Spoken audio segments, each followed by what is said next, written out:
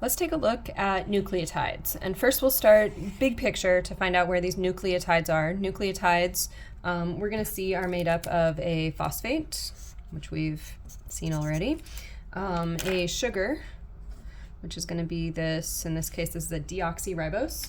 And then we're going to see bases as well, and bases are amines that are able to accept protons.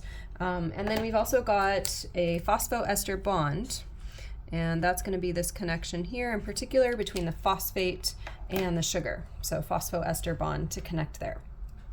And you can work out the same groups on this bit of ATP here. So going backwards though, nucleotides, when you look at a picture like this, where's a nucleotide? Well, every single one of these little bars and its backbone, that's a nucleotide. So here's the backbone. If we look at that, here's the other backbone. Okay, we have 2 strands in DNA. And then if you look in that backbone, the backbone is made up of phosphate and sugar. So it goes phosphate, sugar, phosphate, sugar, phosphate, sugar, phosphate, sugar. So that's my backbone. And then you can see in the middle here, this piece that's reaching in, those are the bases.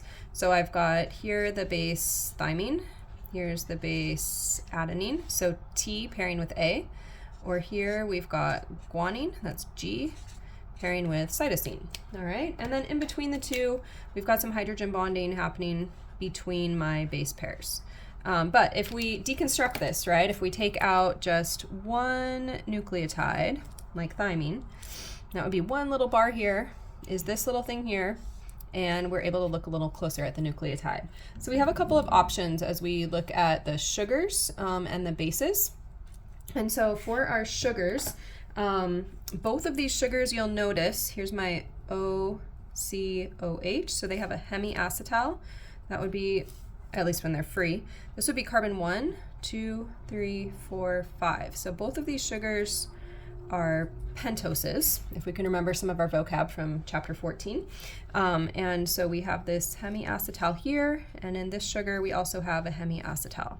So some familiar functional groups. All right. Also within there, a couple things I want to note. This ribose is what we have in ribonucleic acids, or RNA. And then this deoxyribose means I'm missing the oxygen here.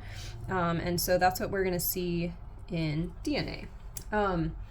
In terms of counting, we're going to see in a bit here, this 3 and this 5 are where the 3 and the 5 prime came from that I mentioned earlier.